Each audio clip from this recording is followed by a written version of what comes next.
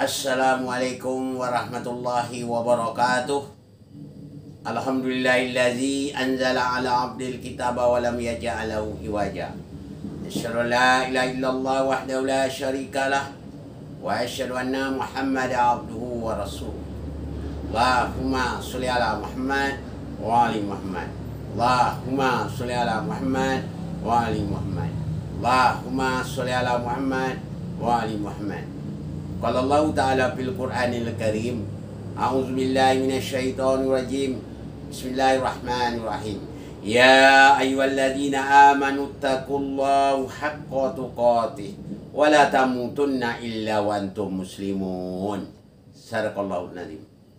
Pertama-tama dan terutama marilah kita bersyukur kepada Allah Subhanahu wa taala yang mana telah memberikan kesempatan kesehatan kepada kita semua, sehingga kita dapat berkumpul di tempat ini dalam melaksanakan suatu taklim. Mudah-mudahan Allah tetap beserta kita.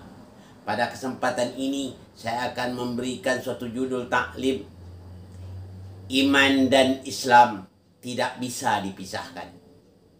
Antara iman dan Islam tidak boleh dipisahkan. Ibaratkan antara tinta dan pena. Kalau tinta dan pena dipisahkan, tidak bisa kita mempergunakannya. Walaupun penanya begitu mahal tapi tinta tak ada, tidak bisa kita menulis. Walaupun tintanya ada, pena tidak ada, juga tidak bisa kita menulis. Jadi merupakan satu kesatuan antara iman dan Islam. Kenapa demikian? Allah mengatakan sebagaimana yang saya bacakan tadi dalam surah Ali Imran ayat 103 itu. Ya ayyuhalladzina amanu taqullaha haqqa tuqatih wa la tamutunna illa wa antum muslimun. Wahai orang-orang yang beriman, bertakwalah kamu kepada Allah benar-benar takwa. Jangan kamu mati melainkan dalam keadaan Islam. Jadi orang-orang beriman itu dilarang oleh Allah mati kecuali dalam keadaan beriman.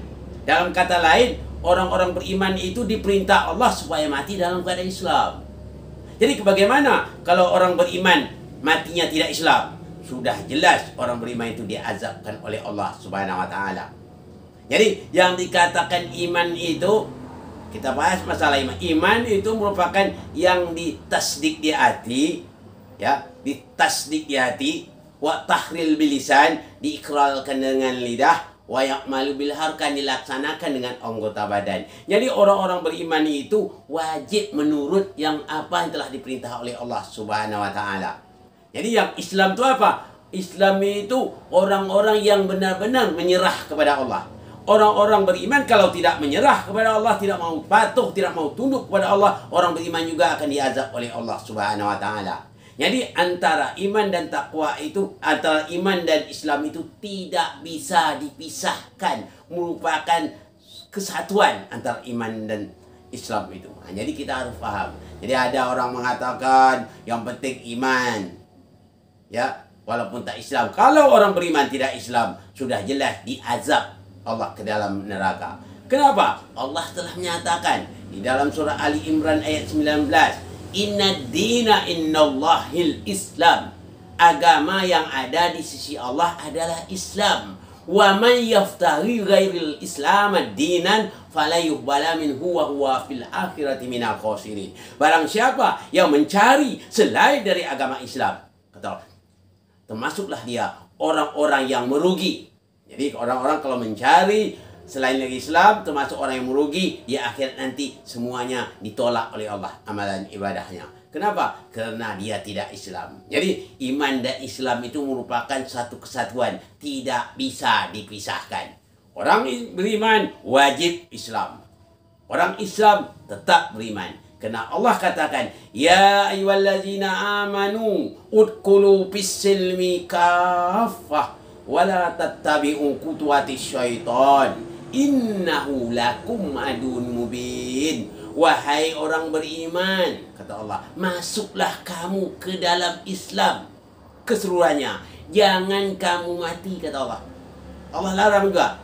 Dan jangan kamu ikuti langkah-langkah syaitan, kata Allah. Sesungguhnya syaitan itu musuh yang nyata bagimu. Jadi syaitan itu musuh yang nyata. Jadi kalau orang beriman tidak Islam, berarti dia mengikut langkah-langkah syaitan. Sedangkan syaitan itu musuh bagi orang yang beriman. Saudara-saudara kaum muslimin rahimakumullah, inilah kita wajib kita ketahui. Jadi antara iman dan takwa itu tidak bisa dipisahkan, ya. Jadi beriman wajib takwa dan wajib ya Islam. Kenapa? Karena agama yang diakui oleh Allah hanyalah agama Islam. Selain dari Islam, nanti kata Allah, ya, di akhirat nanti kelak tidak diakui oleh Allah, termasuklah orang yang merugi. Kalau kita ingin hidup kita bahagia dunia dan akhirat, maka Islamlah satu-satu agama sebagai pilihan kita. Bahkan seluruh para nabi dan para rasul semuanya dalam keadaan beragama Islam. Ini saja yang dapat saya sampaikan pada kesempatan ini. Mohon maaf dari segala kekurangan. Wabillahi taufiq wal hidayah. Assalamualaikum warahmatullahi wabarakatuh.